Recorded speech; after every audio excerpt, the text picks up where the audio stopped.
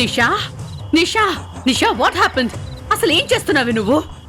నా జీవితంలో నాకు నచ్చని డేట్ మీద పగ తీర్చుకుంటున్నాను మామ్. నీకు నచ్చని డేటా? అవును మామ్, కిరణ్ కి ఉషకి పెళ్ళైన డేట్, నా జీవితాన్ని తలకిందులు చేసిన డేట్, నేను కన్న కలల్ని కూల్ చేసిన date. Nisha what is this? ఇంకా ఆ డేట్ ని గుర్తు చేసుకుంటూ ఆ మనిషిని కలవరిస్తూ ఇలా నువ్వు టైం వేస్ట్ చేసుకోవడం నాకు నచ్చడం లేదు. ఒక్కసారి కాలం వెనక్కి తిరిగి నా ఎంగేజ్మెంట్ రోజుకి వెళ్తే ఉషా కిరణ్ ల పెళ్లి ఆపేసి ఆ ముందు రోజే కిరణ్ ని నేను పెళ్లి చేసుకునేదాన్ని మామ్. కానీ అవకాశం లేదు. అందుకే ఏం చెయ్యాలో తెలియక కిరణ్ కి ఉషకి పెళ్ళైన డేట్ మీద పగ తీర్చుకుంటున్నాను మామ్. చూడు నిషా, దేని మీదైనా మనం ఆశపడొచ్చు, ఏదైనా మనకు కావాలని కోరుకోవచ్చు. కానీ అవి దక్కకపోతే కుమిలిపోయేటంత కోరిక కూడా పెంచుకోవద్దే. మామ్, నేను కోరుకున్నది వస్తువుని కాదు, మనిషిని. జీవితాంతం కలిసి బ్రతకాలనుకున్న మనిషిని ఎలా వదిలేయాలి? నీలాంటి అమ్మాయిని భార్యగా చేసుకునేంత అదృష్టం ఆ కిరణ్ కి లేదు. కోడలుగా పొందే అదృష్టం ఆ కిరణ్మయ్య కుటుంబానికి లేదు. నిన్ను కోల్పోయినందుకు వాళ్ళు బాధపడాలి, అంతేకాని అతను దక్కలేదని నువ్వు బాధపడతావేంటి నిషా? మామ్, నా గురించి నీకు తెలుసు. నేను ఏది కావాలనుకుంటే దాన్ని సాధించే వరకు వదిలిపెట్టను. దేని మీదైనా ఆశపడితే దాన్ని సొంతం చేసుకునేదాకా నిద్రపోను. అలాంటిది జీవితాంతం నా లైఫ్ పార్ట్నర్ చేసుకుందామనుకున్నవాడు నాకు దక్కకపోతే నా అంతరాత్మ ముందు నాకెంత అవమానంగా ఉంటుందో ఒక్కసారి ఆలోచించు.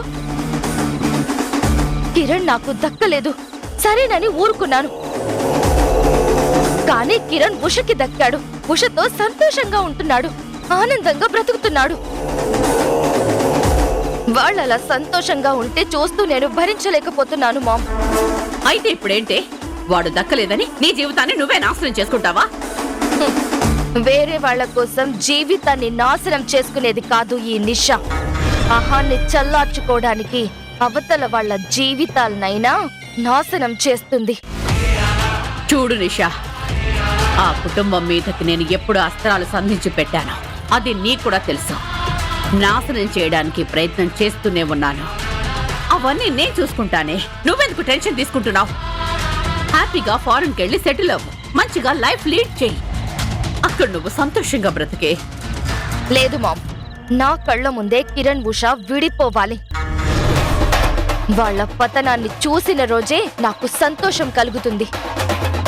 వాళ్ళ నాశనాన్ని చూడకుండా నేను దేశాలు దాటి వెళ్ళొచ్చేమో కానీ నా పంతం పట్టుదల కూడా నాతో పాటే వస్తాయి. వెళ్ళినా అక్కడ సంతోషంగా ఉండలేను. అయితే ఇప్పుడు ఏం చేస్తానంటావు? నువ్వన్నట్టే నేను ఏదో ఒక రోజు ఫారెన్ కి వెళ్లి సెటిల్ అయిపోతాను. కానీ అంతకన్నా ముందు కిరణ్ ఉషల మధ్య ఉన్న బంధం తెగిపోవాలి. వాళ్ళిద్దరి మధ్య పెద్ద ఆఘాతం ఏర్పడాలి. వాళ్ళ సంతోషాన్ని నా చేతులతో నేనే చిదిమేయాలి. నేను కోరుకున్నది జరిగేదాకా ఈ దేశం నుండి అడుగు బయట పెట్టేది లేదు. నిషా,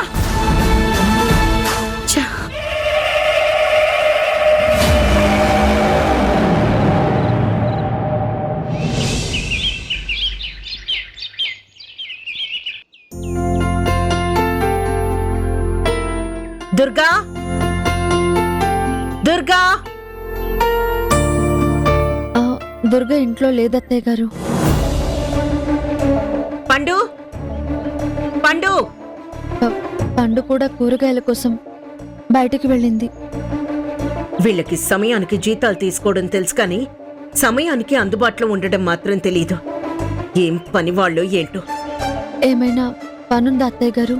ఏ ఉంటే నువ్వు చేస్తావా? తప్పే ఉంది అత్తయ్య గారు, చెప్పండి చేస్తాను. ఆ పని ఇంట్లో పని మనుషులు చేసే పని. పని మనుషులు చేసే పనైనా మన పనే కదా అత్తయ్య గారు. మన పని మనం చేసుకోవడంలో తప్పే ఉంది. మీ మిడిల్ క్లాస్ ఫ్యామిలీలో ప్రతి పని నాదే అనుకుని చేస్తారు. ప్రతి దాంట్లోనూ కాళ్ళు వెళ్లి పెట్టడం మీరు అలవాటు చేసుకుంటారు. కానీ ఇక్కడ అలా కాదు, ఎవరి పని వాళ్లే చేయాలి. ఒకరి పని ఇంకొకరు చేయాలని నేను అనడం లేదు అత్తయ్య గారు, కానీ చేసే పనిని మనది అనుకుంటే ఎలాంటి అహాలు అడ్డుగీతలు మనల్ని ఆపలేవు అత్తయ్య గారు. అయినా మీ పని చేసి పెట్టడానికి పని వాళ్ళెందుకు? మీ కోడలిగా నేను కూడా చేయగలను. మా ఇంట్లో ఉంటే నా తల్లిదండ్రులకి నేను చేసుకోనా? అలాగే నా అత్తమామలకు కూడా చేసుకుంటాను. పర్వాలేదు, చెప్పండి. ఈ చీరలు ఐరన్ చేయాలి. అంతే కదా, ఆ మాత్రం దానికి పనివాళ్ళు వచ్చే వరకు ఎదురు చూడడం ఎందుకు? నేను ఐరన్ చేసేస్తానులేండి. ఒక్క నిమిషం. ఏంటత్తయ్య గారు? మీ మధ్య తరగతి వాళ్ళు ఎప్పుడూ చూడనంత ఖరీదైన చీరలవి. కాస్త జాగ్రత్త. మా మిడిల్ క్లాస్ కుటుంబాలు ఇంత ఖరీదైన చీరలు చూసుండకపోవచ్చు, ఒప్పుకుంటాను. కానీ డబ్బున్న వాళ్ళంతా అజాగ్రత్తగా కూడా ఉండరు. మిడిల్ క్లాస్ వాళ్ళు చాలా జాగ్రత్త పరులు, ఎంతో ముందు చూపున్న వాళ్ళు.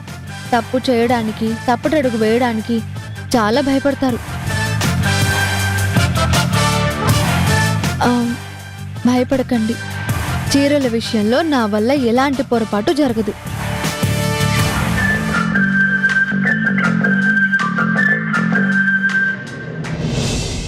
సార్, ఏంటి సీను, ఏమైనా కావాలా? సార్, నా భార్యకి శ్రీమంతం సార్.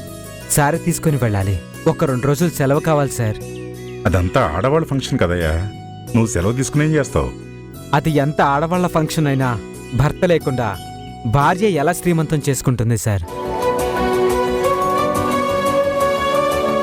పైగా చిన్న చిన్న సంతోషాలు కూడా తనకివ్వలేకపోతే తను చాలా బాధపడుతుంది సార్.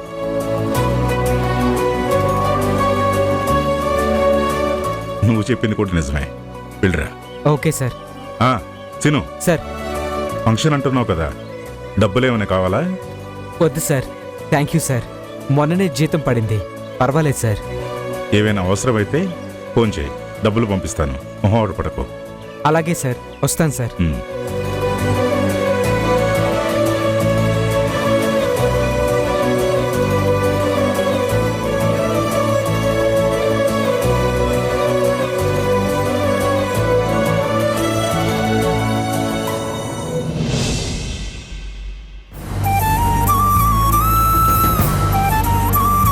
తనకి బిడ్డ పుట్టబోతుందని నా దగ్గర పనిచేసే డ్రైవర్ కూడా సంతోషంగా చెప్పుకుంటున్నాడు, ఎంతో ఆనందపడుతున్నాడు. కానీ నా కడుపును పుట్టినవాడు మాత్రం తనకి బిడ్డ పుట్టబోతున్నందుకు సంతోషపడలేకపోతున్నాడు. తన మనసులో ఉన్న సంతోషం ఎవరితోనూ పంచుకోలేకపోతున్నాడు.